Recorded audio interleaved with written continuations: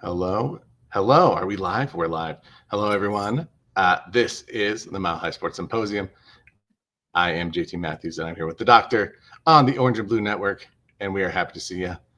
But yeah, we got lots to talk about today, so let's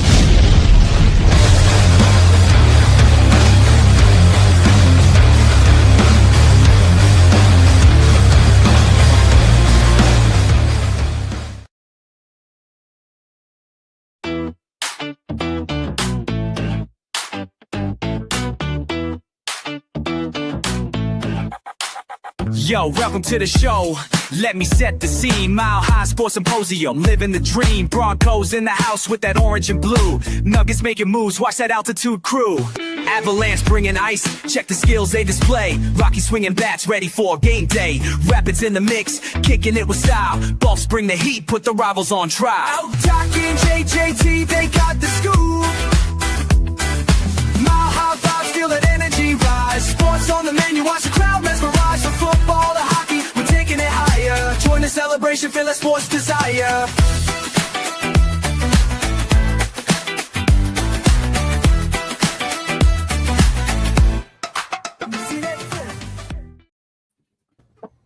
Wow. I've never had a theme song before. That is pretty dope. Not gonna lie. Yeah. I mean, I've had a theme song, pretty big time with it, but it wasn't good. And no one else heard it. There's levels to this, usually right? just in my head. Yeah. Oh, I mean, I feel like I've heard it in my head when you walk into a room too. Like I'm like, That's true. there it is. It's like that, and like the rom-com like back in the 90s where like the hot girl walks into the room and like the guys all looking and there's the song in the background and the wind's blowing. Yep.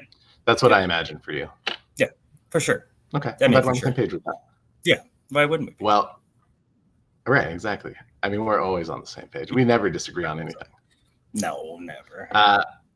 Well, thanks everyone for being here. We appreciate you. As always, we are Doc Nicholas Manning and JT Matthews. We have been bouncing around the Twitter sphere and all over the place for a while, and we have landed with the Orange and Blue Network, and we are super excited to be partnering with them.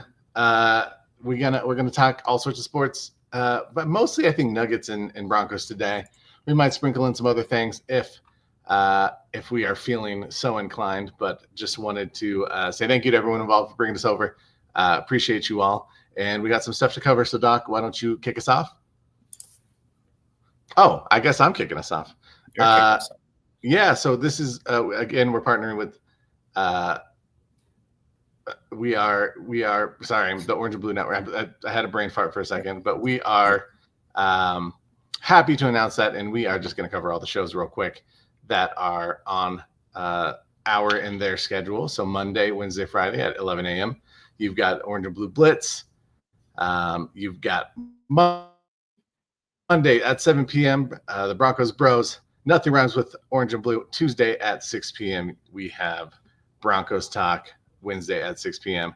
Nothing on Thursday yet. We talked about that. I think trying to find something on Thursday might happen at some point. We got Viva Las Broncos Fridays at 6 p.m.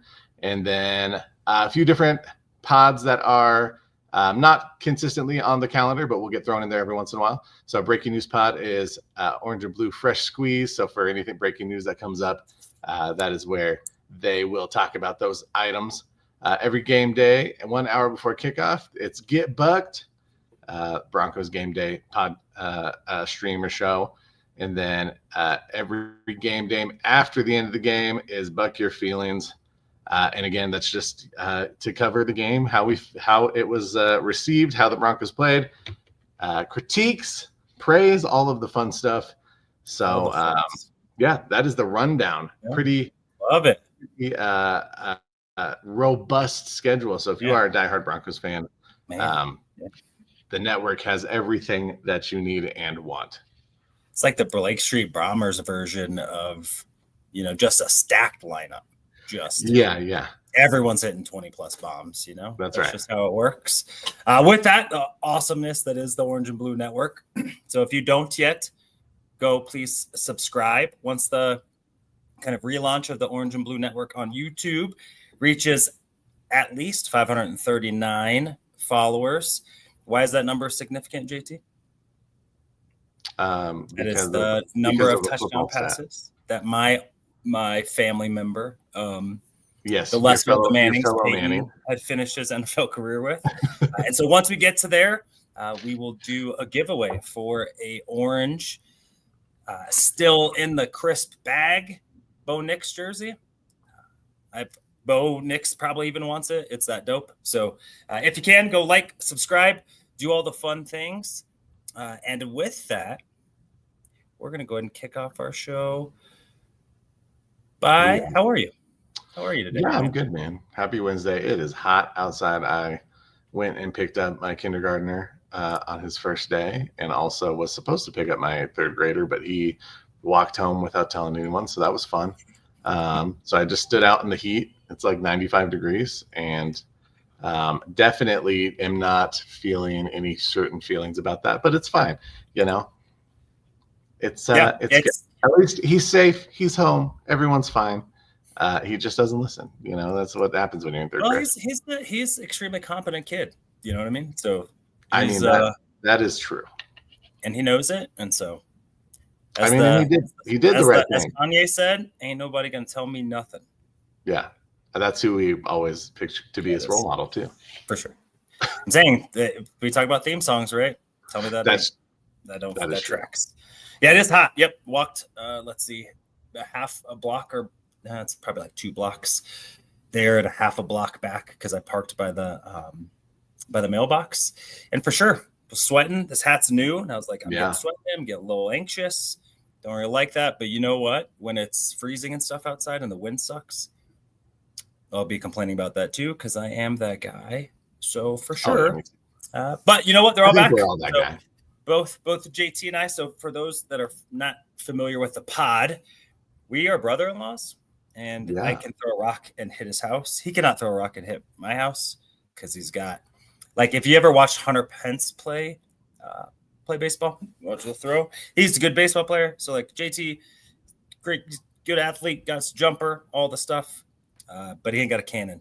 And so anyway, we live close, but you'll hear a lot of parental talk, because we have kids that are about the same age, and they run like a crew for sure. And so both of our nests are quasi empty, because our youngest are in kindergarten now. So it's wild. No more daycare, no childcare stuff. No, like, they're running around because they got preschool schedules on days off. Nope. Get you to school. So if you see us a little extra excited today, a little more pep in our step, that's because they weren't home all day. Yeah, they are now, though. So, I mean, that, that pep will go away, but that's why we're doing the show when we can, because we still got the pep. So, yeah. Also, like, if we have to mute suddenly because a child walks into frame, that does happen. Yep. It does happen. We can't escape it. It is fatherhood. It is what it is. Yep. We both have 4 kids. Yep. And, at any given time, they don't believe in privacy, and so they're probably going to come in. And some of them might have a better sports take than we do, so that's fair too, because they might come in and be like, Nick, that, or Uncle Nick, or Uncle Jared, or Dad, or that was booty. Yeah, it's facts. Well, Nick will try to take credit, but I'm actually taking credit right now. See, I knew it. All right, well, let's talk about some sports. So for those of you who have not seen our pod before, we are not solely a Broncos podcast. I think on the network is primarily Broncos coverage. We obviously cover the Broncos. The Broncos are the team in Denver, even with all the success that the Nuggets have had and the Avs have had. Hey, thanks, Johnny. We obviously are huge Broncos fans. I think as a sport, basketball is probably my first love, but as a team, it's pretty neck and neck between Broncos and Nuggets. So we'll talk plenty of Nuggets. We'll talk Avs. We'll talk. We try not to talk Rockies just because it's super depressing right now. But we'll talk Broncos and expectations and all that stuff. We're going to cover the preseason game, our takeaways from the preseason game. That'll be a little bit later, so bear with us if you're not into the other Denver sports. But we will get through what our normal kind of routine is. So we're going to jump off with some Nuggets talk, and just wanted to start by saying Eurobasket is on. So the European basketball tournament is going. I think it's still friendly matches. I don't think they've had any official games, but Jokic has played. He played against Greece on, I don't know what day, Saturday, I think. And I watched it for the most part, and he looked like he was just taking it easy, and he still put up 23 points and 20 rebounds. I don't think he is going to have any issues. He actually, weirdly, not to say like Jokic is always in the best shape, I think there's always feeling that maybe he's like, too big or whatever. He did look a little out of shape. Yeah, I noticed that even at the horse races. Just from his dominance. Yeah, he's a little extra thick, 2 C's. A little extra. You know what? If I could be less worried about a guy coming into the season and whether or not he'll be ready to play, it's that guy. Oh yeah. Even when he's not been in shape, like you said, he messed around and almost had a triple double, like 20 minutes. And it's EuroLeague, so it's not NBA action, but it's some pretty dang good players. So it's not, it's not like he was like it's rec league. He's playing against some of the best in the world still. And so if I could be less worried about a pro athlete coming into the season and being consistent, it'd be him. He'd be the least I'd be worried about. Yeah, and if you're going to play yourself into shape, do it during Eurobasket, not 100%. The regular season. For it's 2 months. I'm fine with it. It's almost 3 months away from the start of the regular season, so it's a little bit of like 2.5 months. Like, go get your, go get your work in. You had a fun time racing horses. Yeah, enjoy your beer, all that good stuff.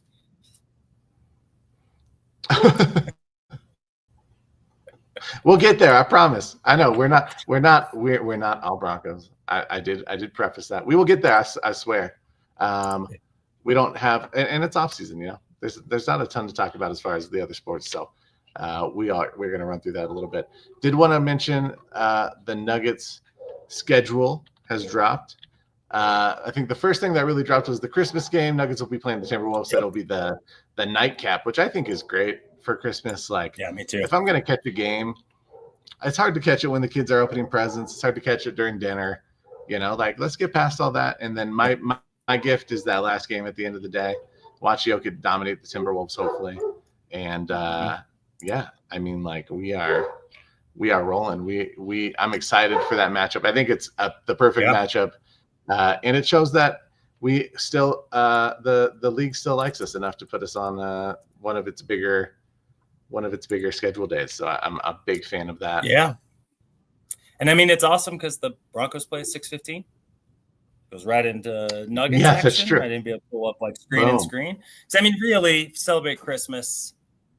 At what point are you like done with Christmassy stuff? It's usually about like 2 times. Yeah, for sure.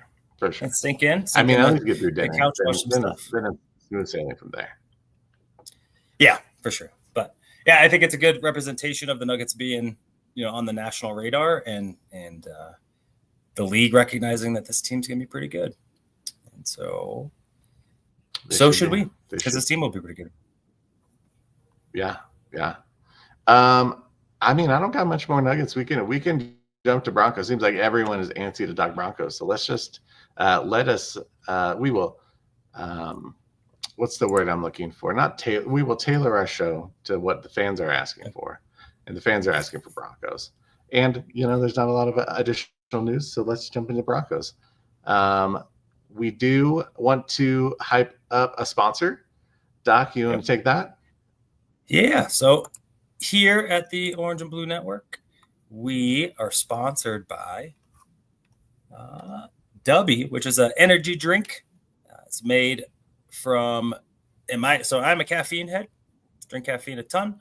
Not even the greatest stuff, but definitely can feel the best. So if you want an energy drink, no calories, no sugars, no fillers, etc., you get kind of a clean energy takeaway. I would go ahead and get W. That's kind of what's in the drink. Here's the code that you can use to be able to get 10% off. If you like, I'm going to buy some. Met with our guy Johnny yesterday. Swears by it, and if anyone uses caffeine on a more regular basis more than me, it would be my man Johnny. And so if he says, I concur. And so I'm going to give it a go, especially before our next go around. But as you can see, some pretty good stuff. So I'm pumped. They're coming out with a new flavor, s'mores. So milk in it if you're a chocolate milk kind of person, but if not, like me, cool. Essentially, yeah, bunch of different flavors. Kind of non-jittery, which is usually kind of what happens, and then not the crash. So go ahead and give it a try. Again, the code is NRWO. It's a New World Order 10 or B10, and go get you some. So with that, we will bring it back to let's talk Broncos stuff. Let's bring it back to the Broncos. We have not talked about the Broncos preseason game against the 49ers, and so that is where we are going to jump off. Doc, were you able to sit and watch the entire game? I feel like we both did. I didn't get to watch it live because it was my second kiddo's birthday, but I came back and watched it that evening. Did you get a chance to watch all of it?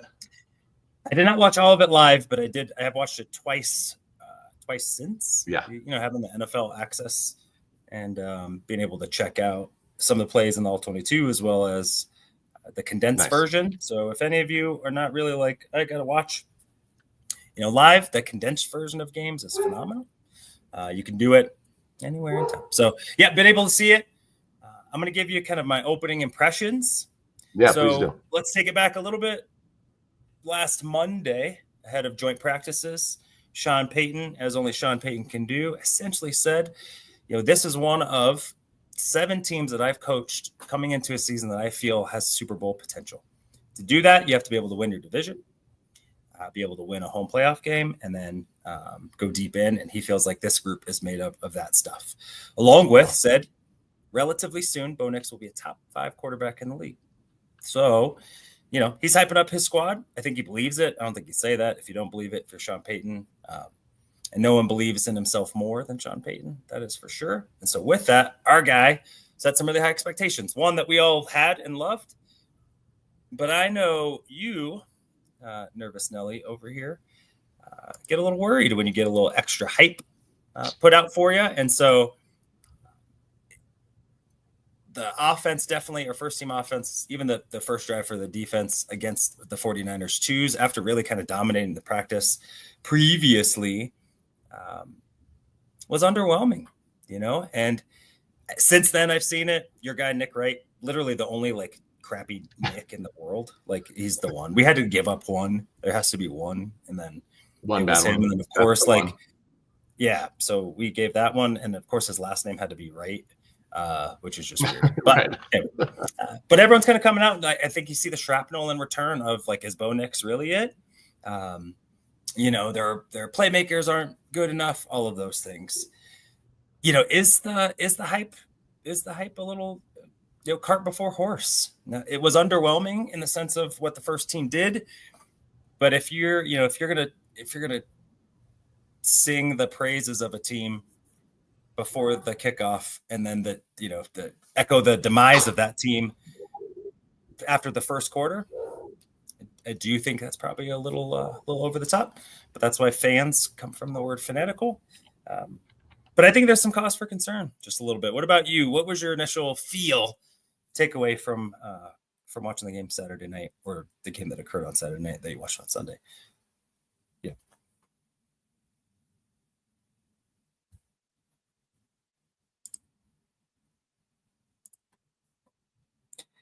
I don't know how to tell you this, but you are muted because this is your first time you have been on. I've never been on a video call before. Sorry. I coughed and then I was like, oh, I'm doing the responsible thing by covering my mic. And then you did good. I appreciate it. Yeah. Well, thanks for letting me know. Okay. Back to the beginning. What I was saying. Take two is that the starting offense was a bit clunky. I think we can all acknowledge that.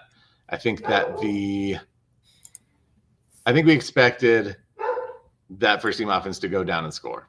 I think we expected them to get a touchdown at some point. I think that the hype had been for the Broncos offense all summer, especially Bo Nix, Diana Rossini and Chase Daniels were out of practice. They talked to Bo Nix. They talked about how Bo Nix is processing the game, all of that, all of those things.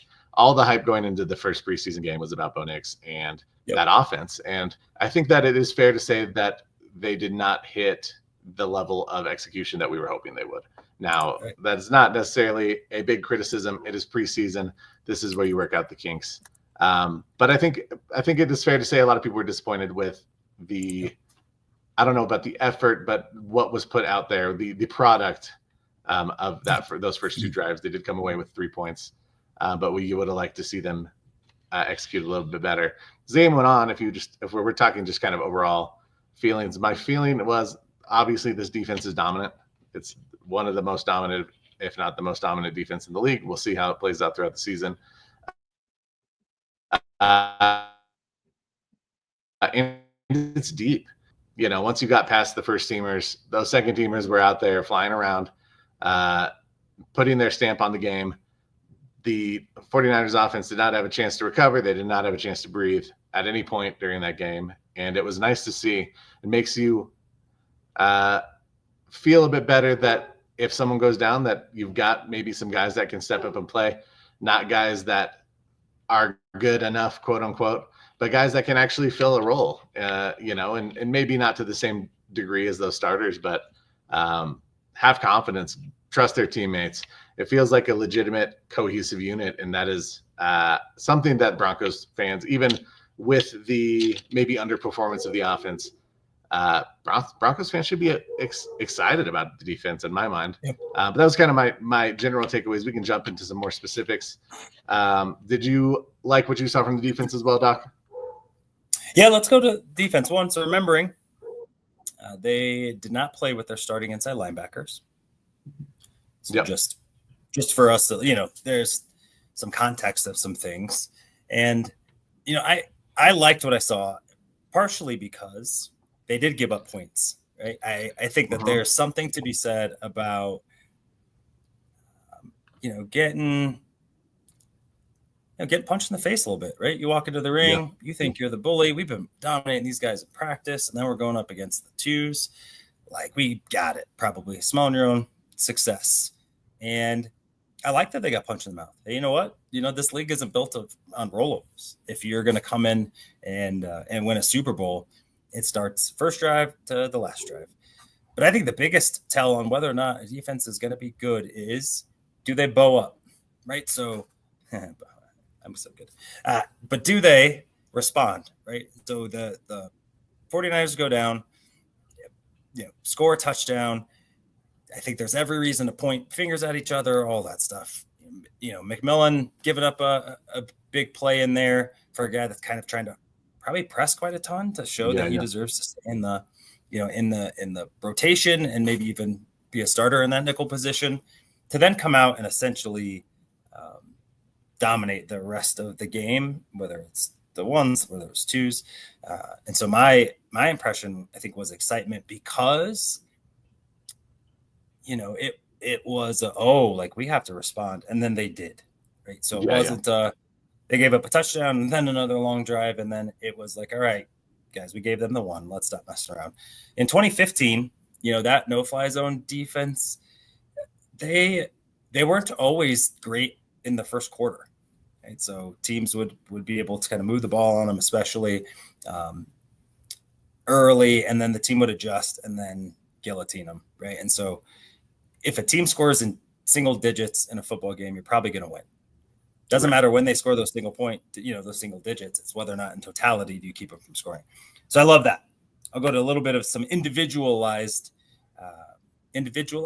takes. So I think that Nick Bonito should have had his bag waiting for him on the bus. All right, for sure. You're paid, nice job. And Nick Bonito is not Micah Parsons. So let's get that. He's not a guy that's going to be able to dominate, in my opinion, as an edge setter in the run game.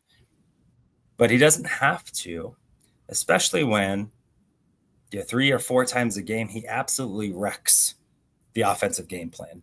And he went against tackle with starting experience. So just because he was a 2 doesn't mean it's a guy that doesn't belong on the NFL roster or couldn't be a capable NFL player. And so that part, I think, for me was absolutely huge.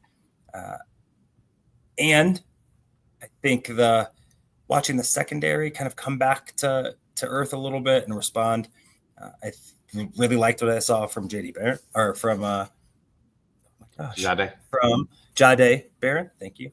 And just being a technician and not trying to do too much. And then I think Jaquan being able to come back and make some significant plays after getting torched. That's what you have to be able to do, one, as an NFL player, but especially in those high profile positions where, if the only recognition you get most time is if you get burned, and you get burned, and then you got to have short-term memory and come back and make a play. And I think he did. And so with that was super exciting. Loved to see my man Savion Jones. I thought he was a really nice, nice addition and kind of that rotational role. And I thought he looked like he belonged, which as a rookie and one of the younger ones, I think that's super important and impactful. And so with all of those things combined, I think I agree with you. I think the depth of it, and there are people who are like, well, you're playing if you start with the 2s, now the 2s are playing the 3s, and then the 3s are probably not. Probably not. It's not like they're on the same schedule. The 49ers are on the same schedule. You are moving guys out. I think Chris Abrams-Drain continues to show well. I really like where he's at. And so the depth, I think, of this team, you pointed out, Jonah Ellis, looked really good. And so there is depth, which if you're going to win an NFL championship, you need to have that. So defensively, and remembering that they only lost Cody Barton. Cody Barton may or may not have started last year very much if Alex Singleton doesn't get hurt, and if Drew Sanders is able to make it into healthy, right? So I think that's the only thing that you lost. You brought in Dre Greenlaw, you get Singleton back, you bring in Jade Barron and Talanoa Hufanga to a defense who's was top 5 in a ton of statistical categories. They're gonna look good, and I think that they did. So I'm not going to raise the panic meter on the defense. I think that they'll be elite, and the depth is one reason why I think that'll happen. Yeah. Saw some questions down in the chat. Yeah. Do we want to run it? A few of them are offensive in essence. Do we want to? Yeah, that's fine. I think we hit the defense, and I think we'll cover some individual players too. So no worries. Let's hit some questions, and we'll come back to it. Doc, you want to take that? I'll just give a brief synopsis. Like, generally I felt okay, especially as the game went on. The starters didn't quite hold up as well as I would have liked to see them. I think that's probably something that they will address. But Doc, what was your feeling on that? I think in totality, the offensive line looked pretty good. I really thought that the reserves looked phenomenal.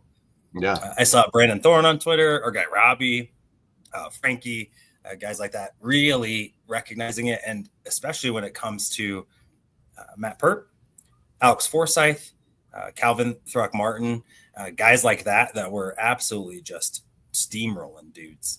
Yeah, to me, I think has to be a very, and Palcho, I thought they all looked really good.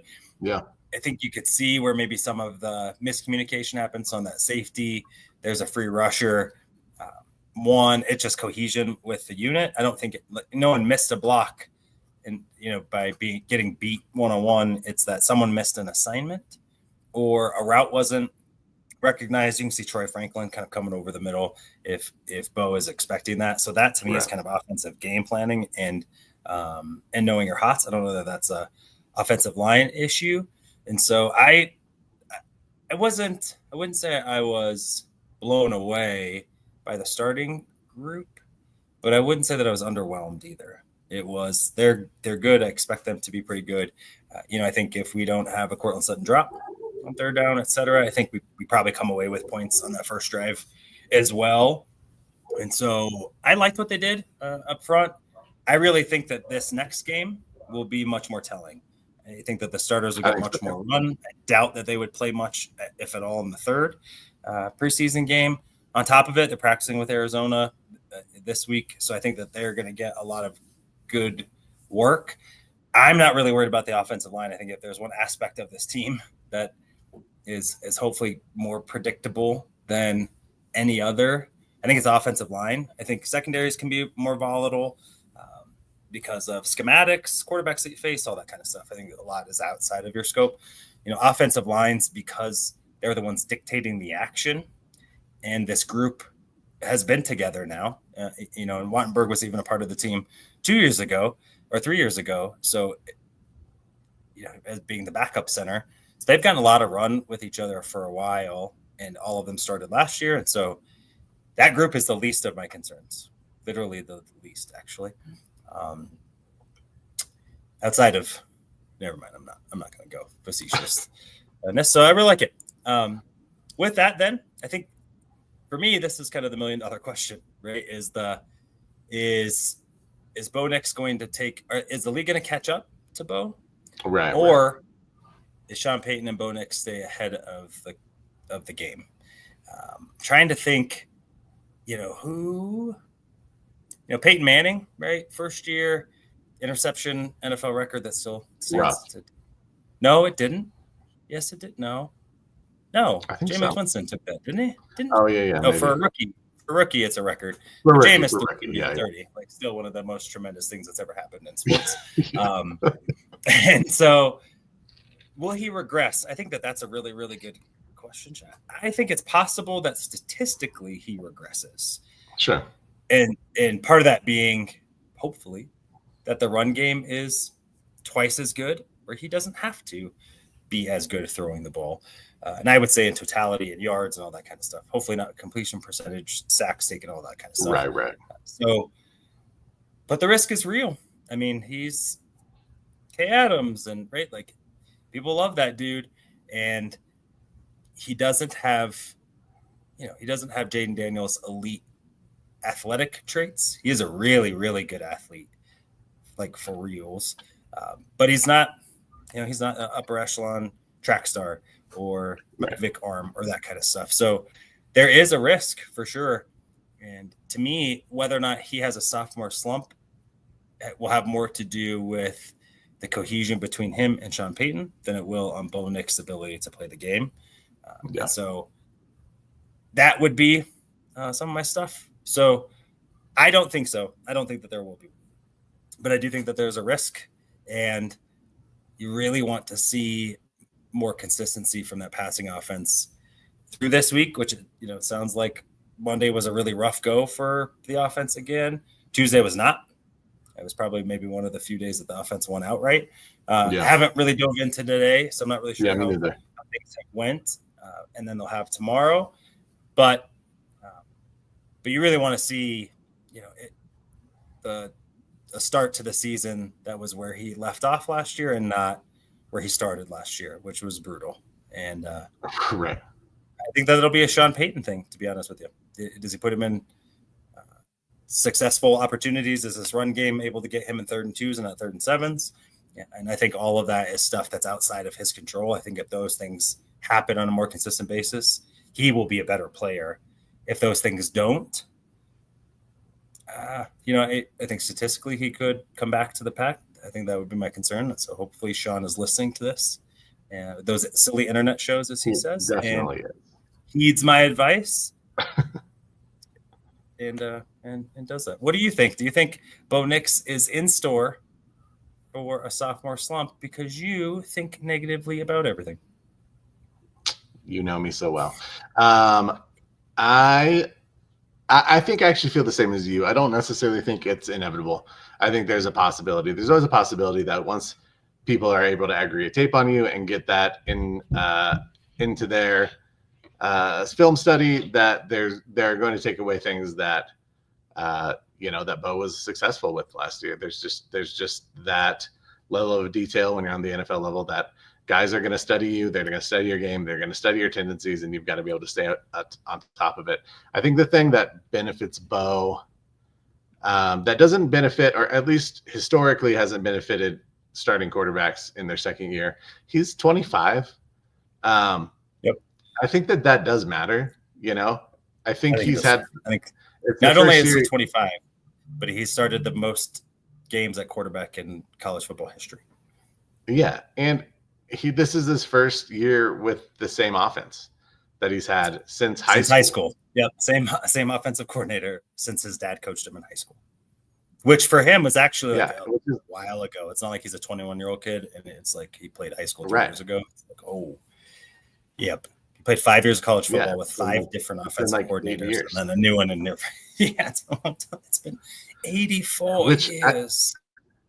I just think it is something that I would say is on his side, right? I mean, obviously, age doesn't necessarily matter when you're walking into a new career.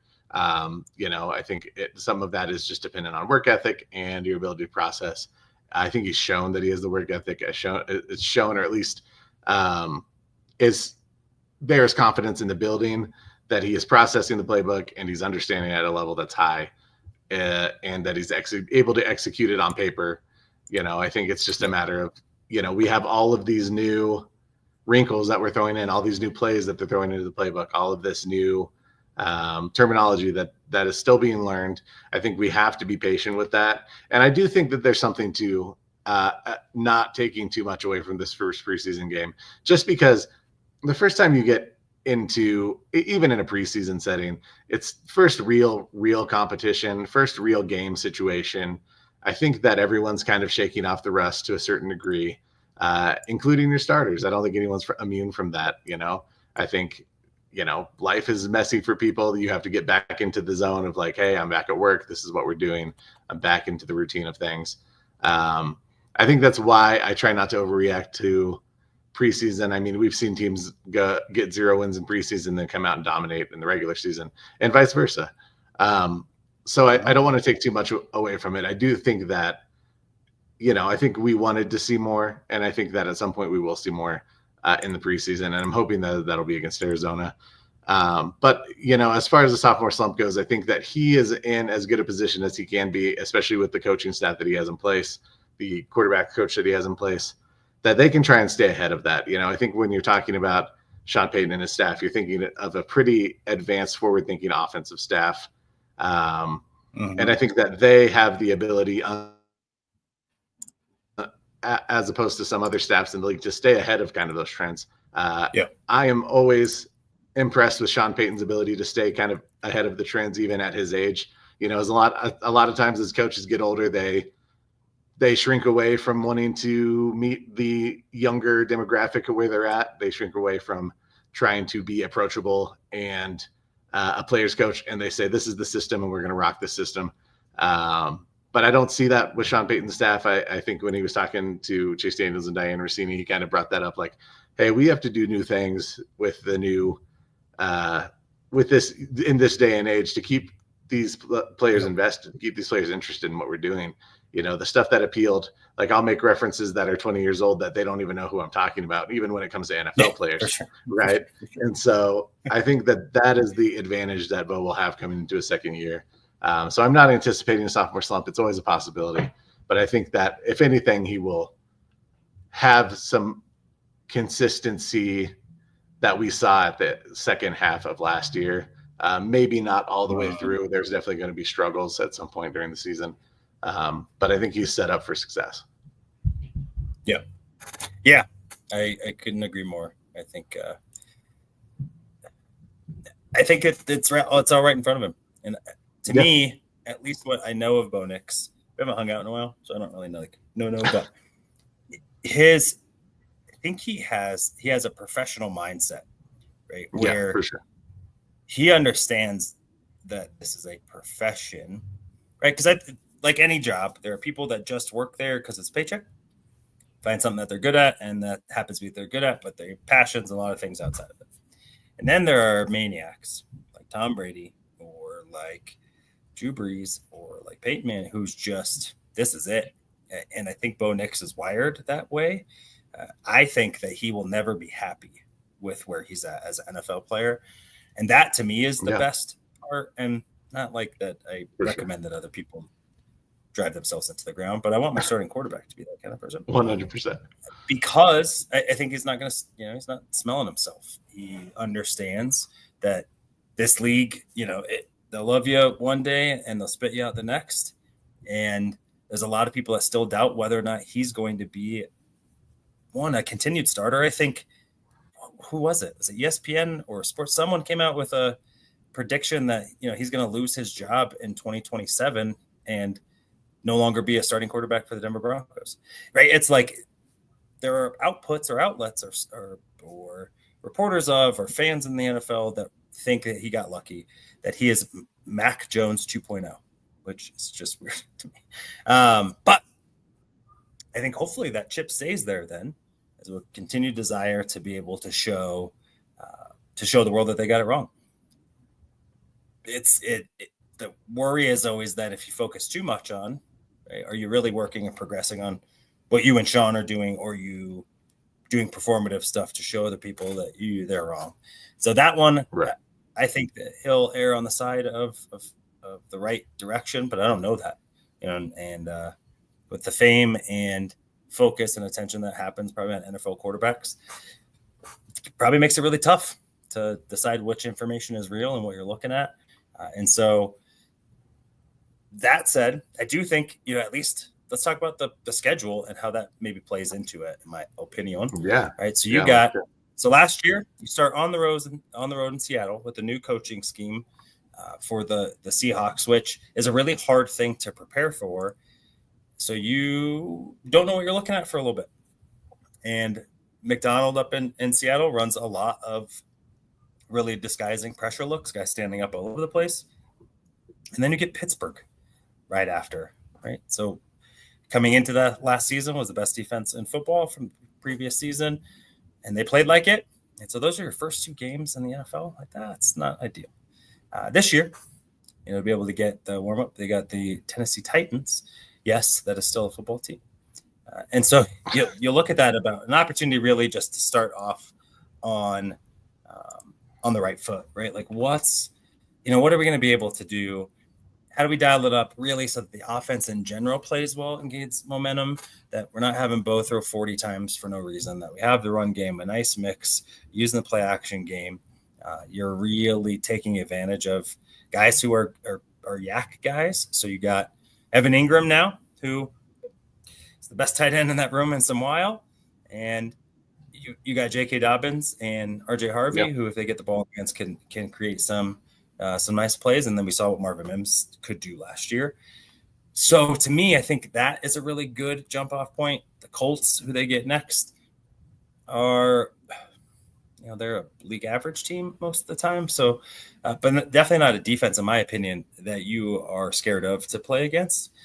And I think those are your first two ramp ups. And with that, I think you should have an opportunity to really to gain some momentum on the way. And last year, I think you had to create momentum because of the hard kind of starts. So, anyway, that to me is super huge. So I'm super excited too to see how that plays out. And when they start 2-0, and you feel pretty good, and then you go into some tough games versus 0-2 last year, and you're like, holy crap, we're in for a rough one. And so I think Bo Nix is going to excel, but I also think that's because Sean Payton, like you said, will make sure of it. Essentially, his Hall of Fame credentials are probably on this, and then the schedule just sets up for a better start. And so that part to me is super good. So let's see, my man John. Yep, been overthinking 100%. I don't even know if it's overthinking as much as oversaturated. Right. So when they say drinking from a fire hose, when you're trying to learn, Sean Payton's offense too is extremely wordy. It is not easily comprehensible regardless of your ability. And Bo Nix is a super smart dude. And so I think maybe even to that, Johnny, he's a guy that probably overthought for sure. He was getting the ball out faster than he should have, in my opinion. Most rookies will hold on to the ball too long. I think he was getting rid of it faster than he sped up too much. And I think you could see the game slow down for him. So he's not thinking about the fundamentals as much. And I mean that even in alignment, getting the play out, getting guys lined up, who's going to be the set motion, all of that stuff. I think as that stuff slowed down, the game slowed down. And so I do think that Sean Payton didn't really give him room to breathe. And it wasn't vanilla. He did not give him a vanilla offense to start. They had a ridiculous amount of personnel packages and things like that you would think you would ramp up for a rookie, but that kind of stuff was throughout. And so I think Sean was comfortable with him learning on the fly and having him drink by the fire hose. But I do think that a ton of that was the NFL's hard, man. I don't care how good you are, what your skill set is, how smart you are. Your dad's an NFL or a coach for a long time. I mean, this league is the most elite league in the world, right? There's no other league of professional athletes, right, where this league has the world's best, all of them in it. It's not Eurobasket, like we've talked about. It's not soccer or football, if you will. Where some of the best leagues kind of share it and all that stuff. This is the best group of athletes in the world in one profession. So all that I think gets into account. So I really like that question. I do think having a complex offense for sure, and a coach that expects you to get it, and he is not going to waver in what he does or how he's going to do it. So that's a huge part. I really appreciate that, Johnny. And I think you saw that too in the end of the season. He wasn't running as much. Right. I think that was pretty evident. That and his back hurt, which as a 42-year-old man, my back hurts all the time. I get it. But you could see that, right? He's being able to dissect things from the pocket and read things and trust what he sees versus seeing ghosts, right? Or letting himself bail out because he knows he's faster to the edge and why risk it, kind of stuff. So yeah. I would bet, if I were a betting man, sometimes I am, whatever the over is in touchdowns and yards in game one this season, I bet he'll do just fine. So, yeah. Anytime. Yeah, just to piggyback on that, I think that what I saw was not necessarily overthinking, but it's just a matter of making sure that everything clicks at some point. And I think that's what you're saying too, Doc, is like when you're the quarterback, you're the hub of the offense. You make sure people are in the right spot. You have to know where everyone's going to be. And it's your ability to kind of once the ball is snapped, to be able to manage all of those pieces still and at the same time be reactive. It's a really difficult thing to do, even for a guy that we think as a 25-year-old veteran, quote unquote, has to learn on the job. Sometimes you have to learn on the job, and that's just what Bo Nix is going to continue to have to do.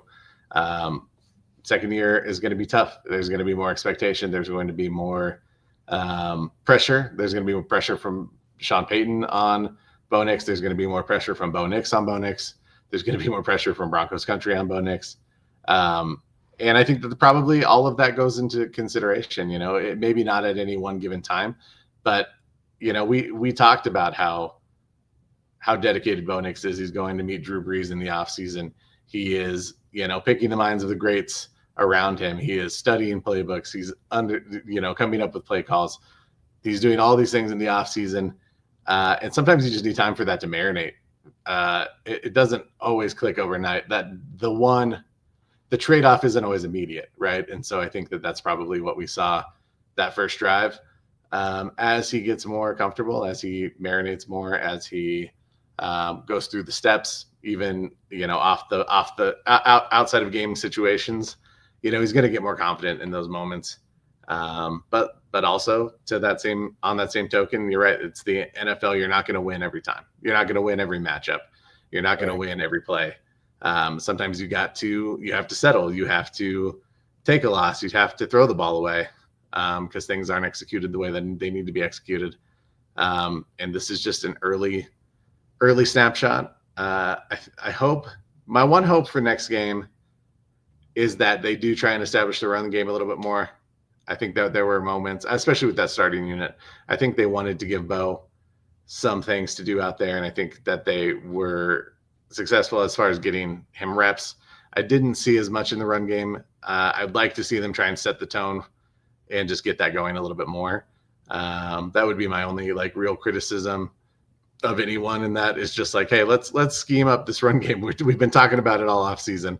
Let's see if we can, our offensive line can kind of open up these holes and get these guys going because we think that there's some potential here. See, I liked the run game. The first team, it wasn't great. I thought RJ Harvey actually played better than I'm seeing across the intro net. He had one run that I thought that he could press, and I think it might be the same one that Sean Payton had talked about. But I think for the most part, he did fine. I really liked what I saw from Tyler Bidet. I don't know how that guy isn't on the roster. I really like what I saw from Blake Watson, especially kind of in the screen game. Well. So, again, you and me, it's like I love Jalil's story, but yeah, of course. But I can go to the store and get great stories anytime I want. To me, I think Tyler Bidet is the third best running back on this team, and I think Blake Watson provides so much more upside right now than Audric Estime does. Same. I mean, it just, can we – I'm okay if we don't continue to make these things a thing. I like Jalil, and for a team that didn't have as much talent 2 years ago, I think he deserved to be on the roster. A running back room that didn't have as much talent as they do this year deserve to be on the roster. A team right now that has, you got guys ahead of you that can catch and do some stuff. Again, he's not a 4-3-5 guy, right? He's a fast player, but a guy that is a one-trick pony. You got to give him the ball in space, and isn't going to be able to step in and make a block. He can't play special teams, especially in gunner positions or in kickoff. Tyler Bidet can. I haven't seen whether or not Blake Watson can, but I would trust him to do it more than I would trust Jalil. And I think Blake Watson seems, and if you know anything about Memphis running backs, they are at least have a tradition of from Gainwell to et cetera. The guys that start at receiver and move to running back and have natural pass catching ability, which Blake Watson was one of those guys. And so when you watch him in the screen game, he just looks natural out there in space. And so to me, I liked what I saw from them schematically after the first team offense. I think the first team offense was a little bit rough going, but it wasn't terrible. But I really like what I saw from those two guys. I think if that stuff continues, they're going to have a good problem on their hands they're going to let a talented running back or two or three get exposed to waiver claims. And to me, I would much rather let a good player go because you have a bunch of good players than panic and keep a guy on because he's a good player when you have a bunch of good players. Right. So if there isn't a guy that is a backup that offers an elite trait somewhere, right? An elite pass catcher, elite speed, elite pass protector, Javonte Williams, then to me, I don't think you can keep him, right? And I think Jalil doesn't have an elite trait in any of those. So to me, I'm super excited about that room. I think that this next practice against Cardinals and then the game, I would expect that it's going to look a lot cleaner. And if not, then I think I'll be a little bit more concerned for a run or from offensive line that has been the most cohesive group in the NFL for a little bit of time. And then, a running back room that maybe you don't know, is J.K. Dobbins and stay healthy? Can RJ make the transition?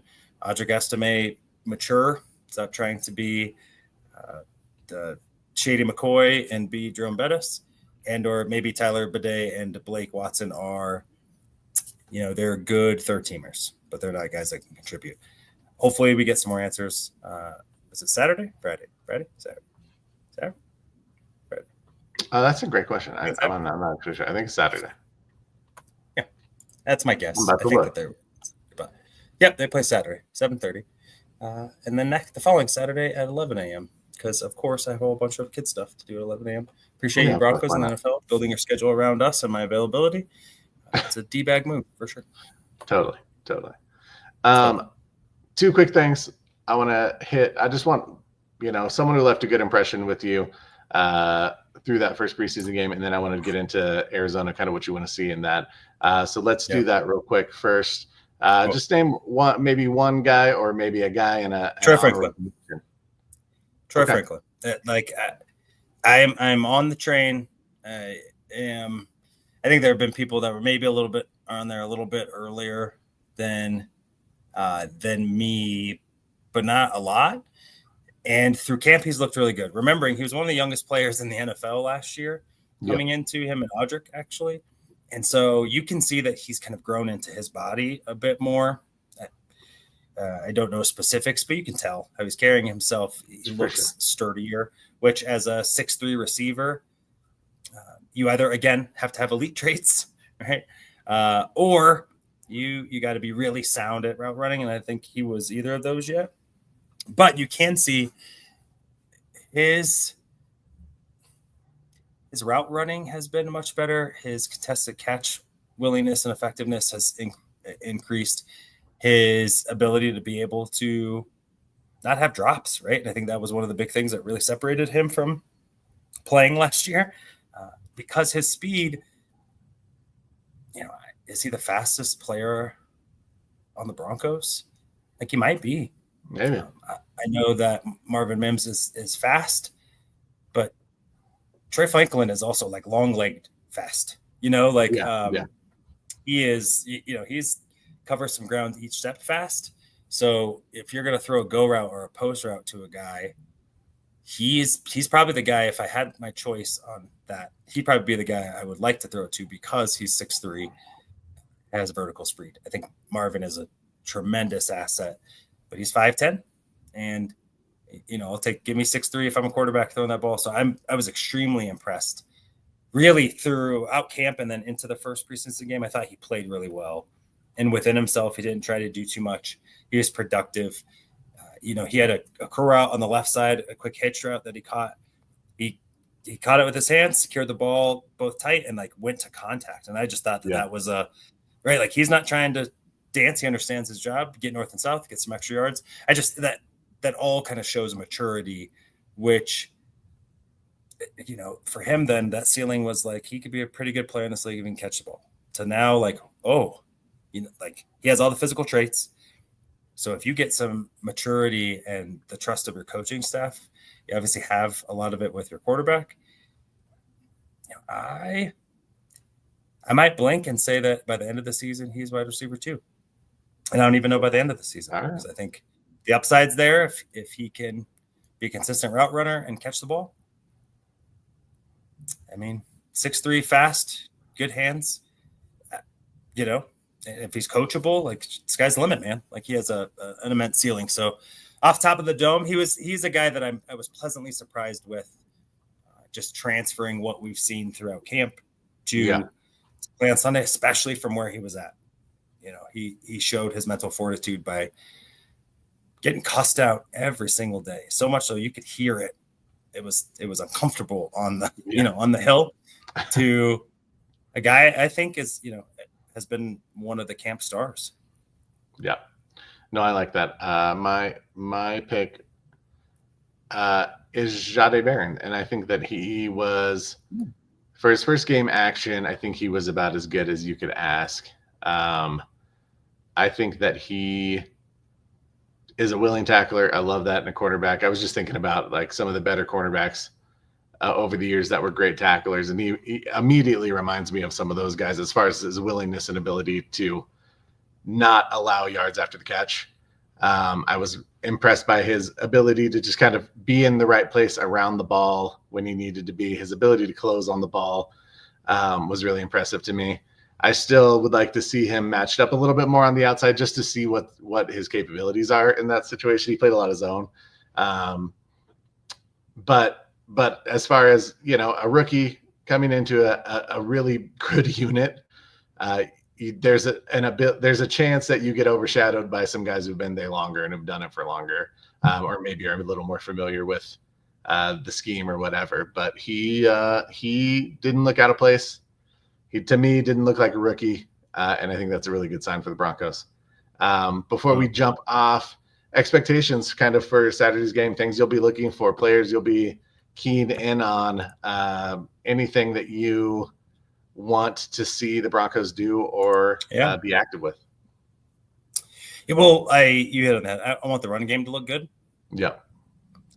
But if I were to say in specificity, you're welcome.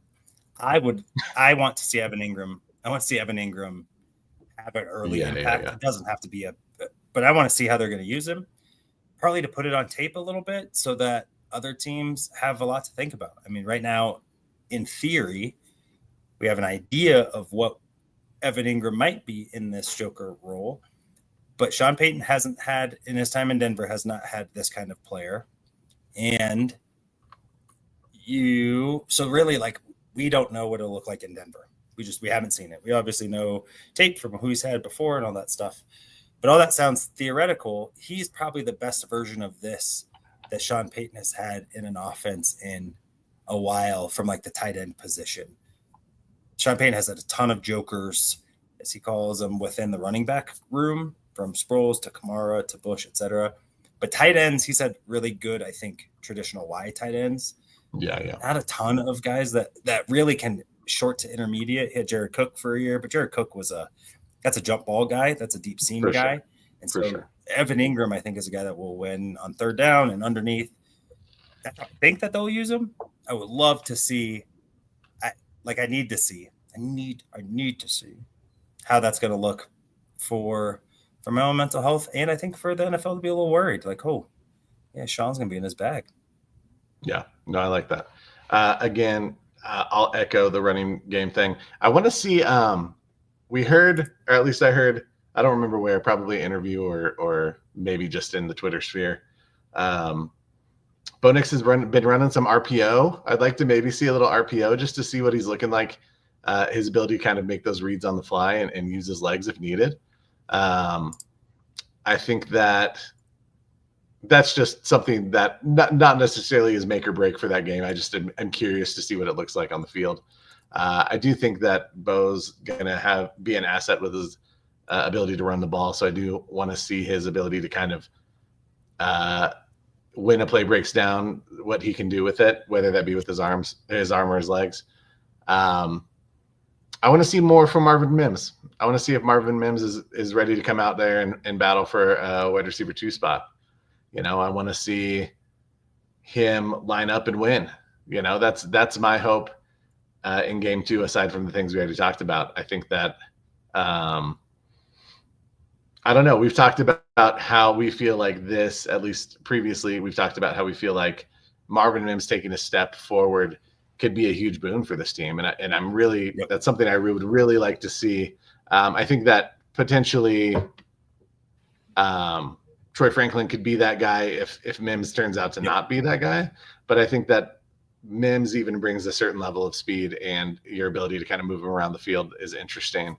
But I want to see him win on the outside. I want to see him line up one-on-one. I want to see him blow by some guys. I want to see a maybe not as big a moment as the Browns game, but deep pass. I want to see him take some shots over the top and see if they can land some. You're going against the Cardinals, who have a solid defensive unit, but they're not I don't think that they're the same level as the 49ers on defense.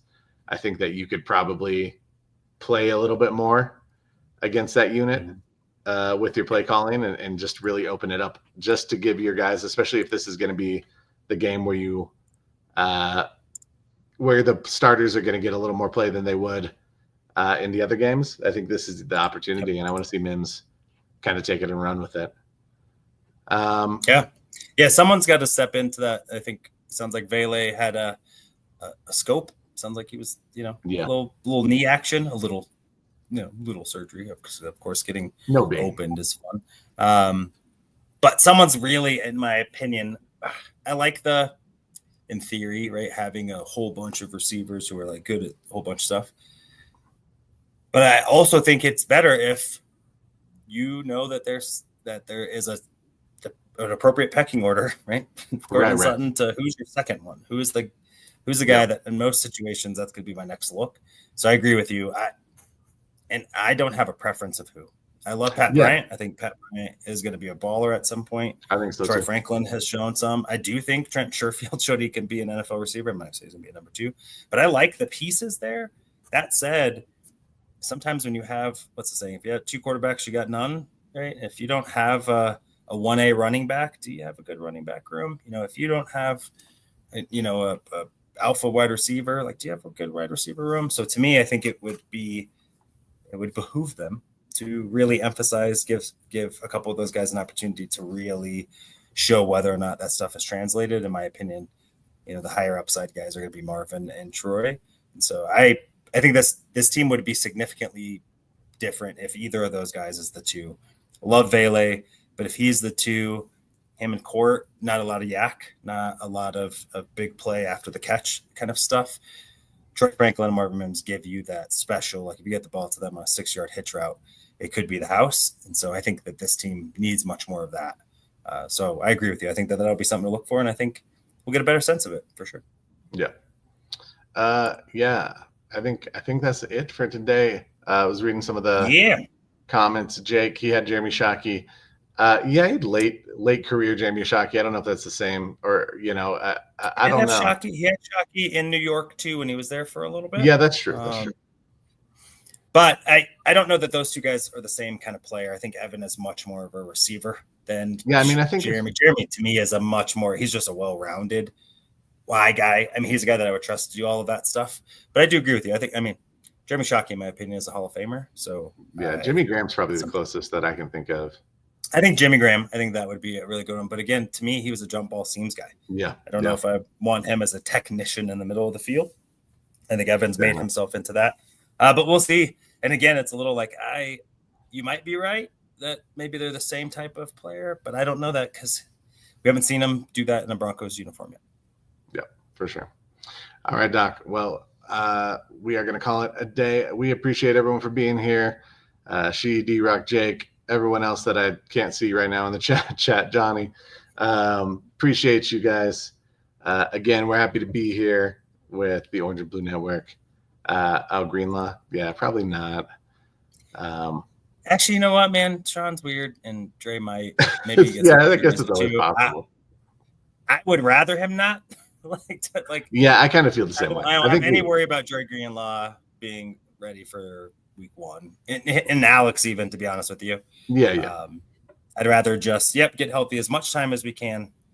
Save you from the live bullets until they're live bullets, but Dre Greenlaw is also a maniac and probably will get on the field some way, shape, or form. So he might play. I hope he doesn't, though. I hope it's just week 1. Tennessee, good luck, man. Yeah, for sure. All right. Well, everyone, appreciate you. Be safe out there. Be kind to one another. And if you need a sports prescription, make sure you ask a doctor. From football to hockey, we're taking it higher. Join the celebration, feel that sports desire.